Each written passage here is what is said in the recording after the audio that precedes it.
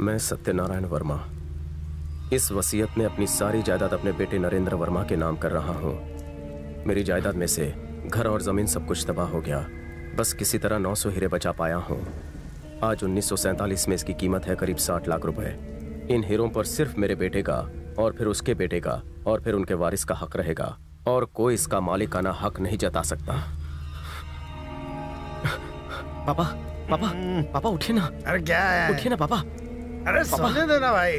देखिए मेरे दादाजी आपके लिए वसीयत छोड़कर गए हैं। लिखा है उन्होंने आपके लिए 900 हीरे छोड़े हैं। एक काम कर, मैं तुझे सुबह लॉकर की चाबी दे दूंगा, तू जाकर वहाँ डिपॉजिट कर देना, ठीक है? अब मुझे सोने दे। अरे बाद में सोइएगा। उठिए। क्या है? जरा इस वसीयत पर एक नजर तो डालिए। उन्होंने हम लोगों के लिए 900 हीरे रखे हैं। पढ़िए। मुझे लगता था हमारे घर में सिर्फ एक ही पागल पैदा हुआ है। तेरे दादा भी सरफिरे थे, आज पता चला। बेटे, तेरे दादा ने शायद इतनी जायदाद मेरे लिए कमाने के सपने देखे होंगे। फूटी कौड़ी दी नहीं, टाइम पास के लिए विल बना गए और तेरे जैसे नमूने में अपने अंश डाल गए। ले पकड़ ये फटी जायदाद और अब मुझे चैन से सोने दे। उनके बारे में कुछ तो बताइए। क्या है? मैं छोटा था तभी तेरे दादाजी गुजर गए। कुछ सालों के बाद तेरी दादी भी गुजर गई। जहां तक मैंने सुना था तेरे दादाजी मरते दम तक एक साइकिल चलाते थे, वो भी टूटी फूटी। अगर उनके पास हीरे मोती होते तो क्या वो इस तरह की टूटी साइकिल चलाते? सुन, मुझे तो लगता है उनके भी दिमाग का सर्किट उड़ गया था जो ये विल बनाई। वो तो मर गए, अब तू मुझे क्यों मार रहा है? जा जाके सो जा वरना मम्मी को बुलाऊंगा।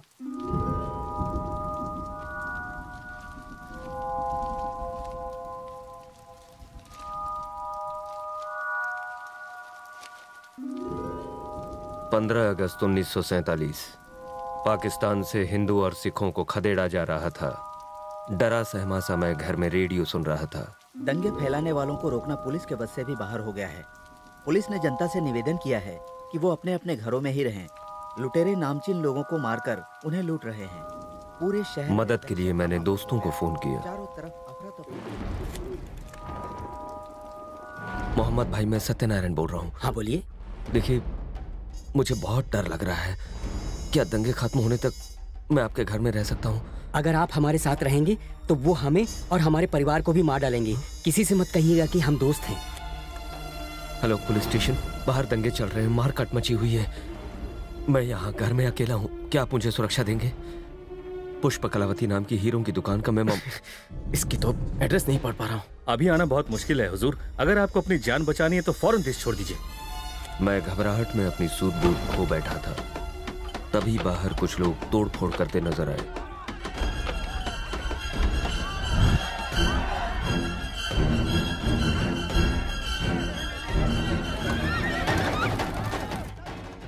इससे पहले कि वो मुझ तक पहुंचते, मैंने वहां से निकलने का फैसला किया। पैसे, गहने और हीरे झोली में भरे और अपनी कार की ओर भागा।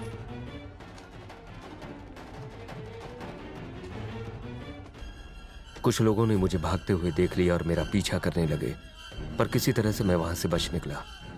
वो जानते थे कि मेरे पास बेशकीमती हीरे हैं। मुझे मेरी मौत का खौफ था, इसलिए कुलदेवी मां हिंगलाज देवी के रास्ते में दर्शन किया और तेजी से आगे बढ़ता रहा।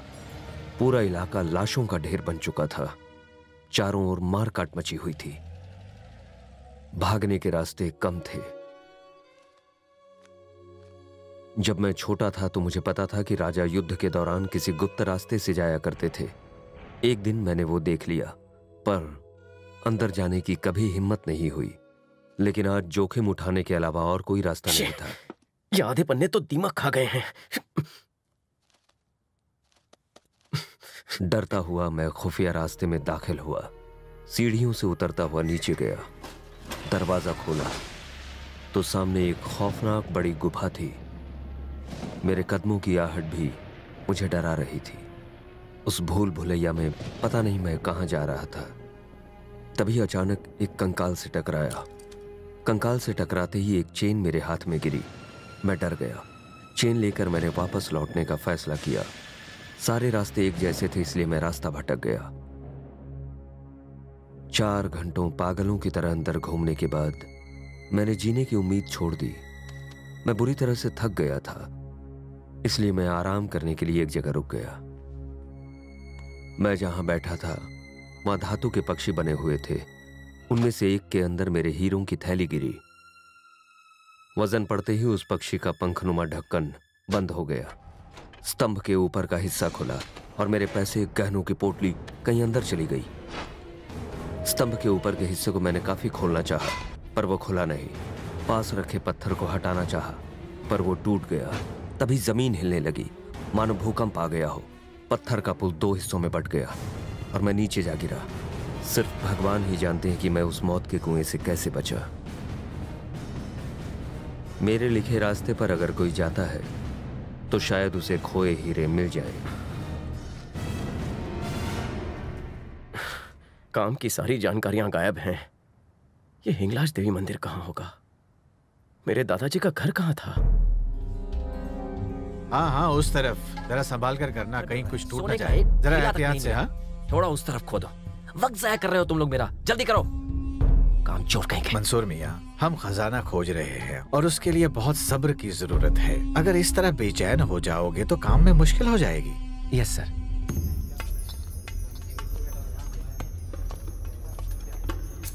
बड़े साहब, जरा यहाँ आइए जल्दी।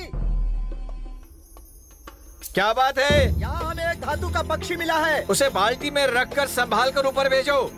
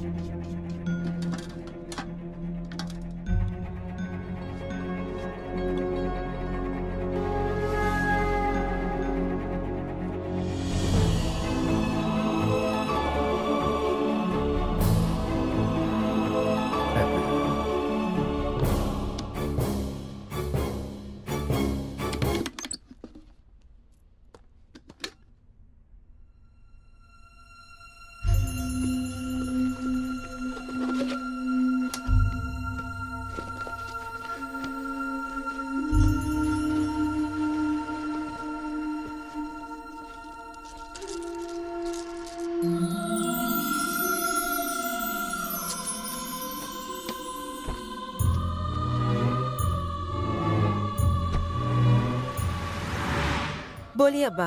अरे गुड न्यूज है। क्या हुआ? खजाने के हम बेहद करीब हैं। कनिष्क साम्राज्य के धातु के पक्षी का स्टैचू हमें मिल गया है।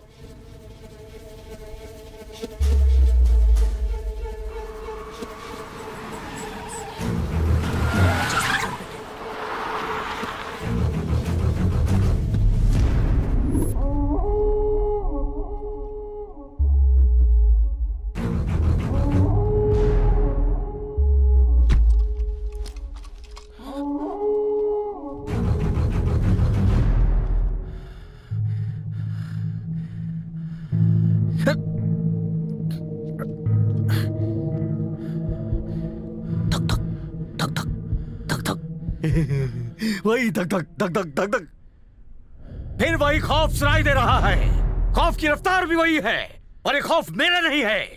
इसे एक ही खौफ है कि कहीं वो बेशकीमती खजाने तक मैं ना पहुंच जाऊं।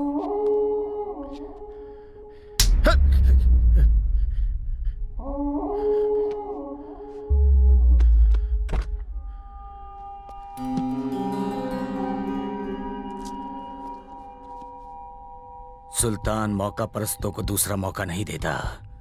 तू तो बड़ा ईमानदार है। अगर मेरी निगाहों से ओझल हो गया तो शायद तू बच जाए। आज से इस प्रोफेसर की जगह तुम्हारी हुई। ईमान से काम करो, इनाम पाओगे।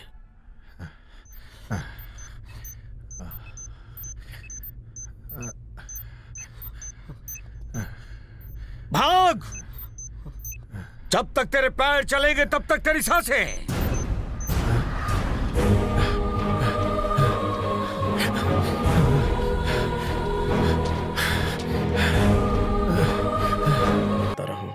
अगर ये मनगढ़ंत कहानी है तो दादाजी से इस तरह हिफाजत से क्यों रखते?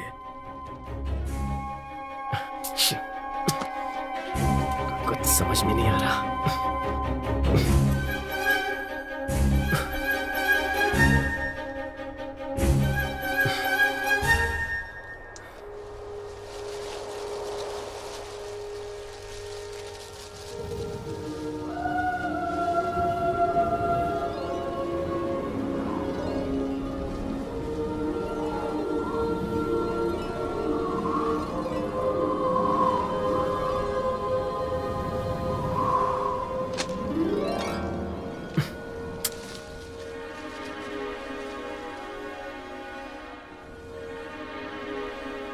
हिंगलाज देवी?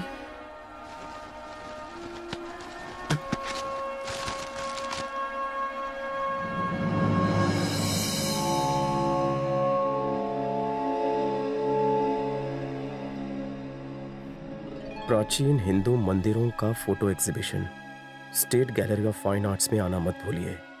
ऐसा मौका बार बार नहीं मिलता। सुनिधि लगता है भगवान की बहुत बड़ी भक्त है।